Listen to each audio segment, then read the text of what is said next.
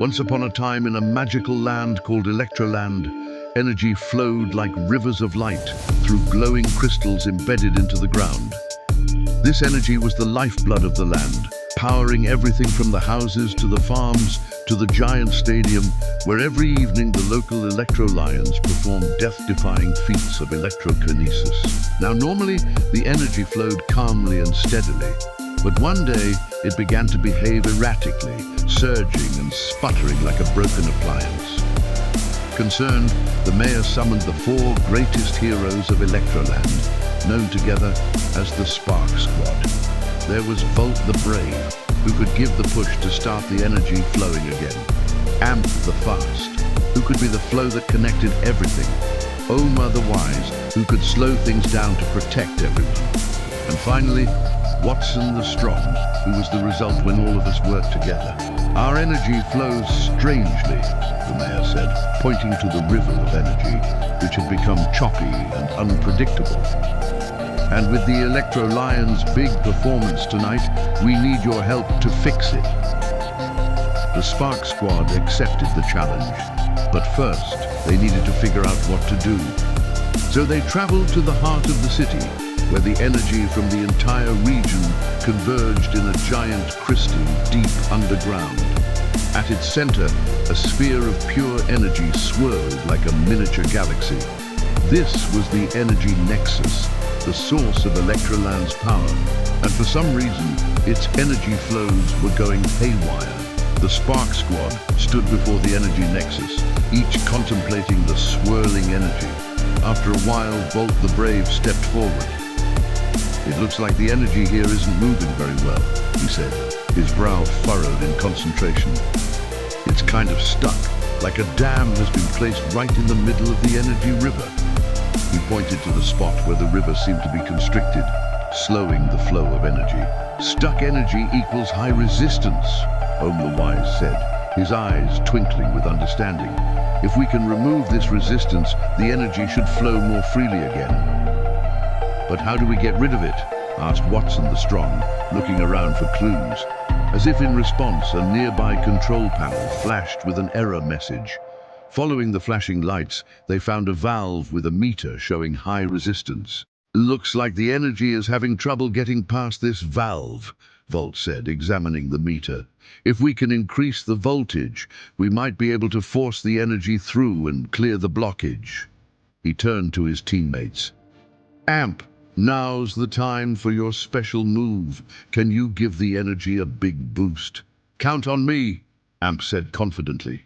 Focusing his powers, he channeled extra energy into the flow, increasing the voltage. "Woo! Feel the current!" he shouted as the energy surged forward, overcoming the resistance. The blocked energy rushed past the valve, restoring the river's flow. With the energy flowing smoothly once more, the Spark Squad emerged from the tunnel to the cheers of the crowd. But their work was not yet done. For while the main energy flow had been restored, smaller rivers of energy throughout the city were still sputtering and surging. As they made their way through the jubilant crowds, Watson the Strong noticed something peculiar. "Hey, look," he said, pointing to a house with unpowered appliances and dimmed lights. "Their lights are dim. It looks like their appliances aren't getting enough power." "Maybe we should check out the crystal caves," Ohm suggested, glancing at a map of the city. "All of the homes in that neighborhood get their energy from the cave just north of here." The Spark Squad raced to the caves, arriving just as the sun dipped below the horizon. Inside, they saw several smaller energy crystals embedded in the cave walls, but they were dim and flickering, unable to provide enough energy to the city. The team split up, with 2 members heading to one cave and 2 to another, to try and determine the cause of the problem. Examining the crystals, Amp suddenly exclaimed, "Whoa, check out this one." He touched the crystal, and a surge of energy coursed through him.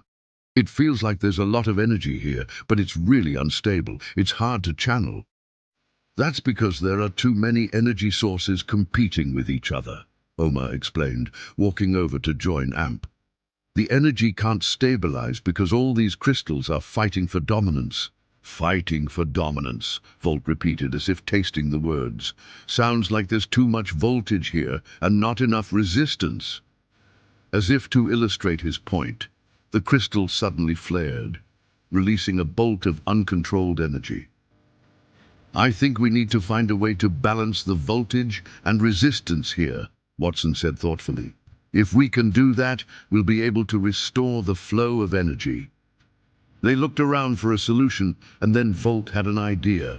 How about this, he said, pointing to two of the crystals.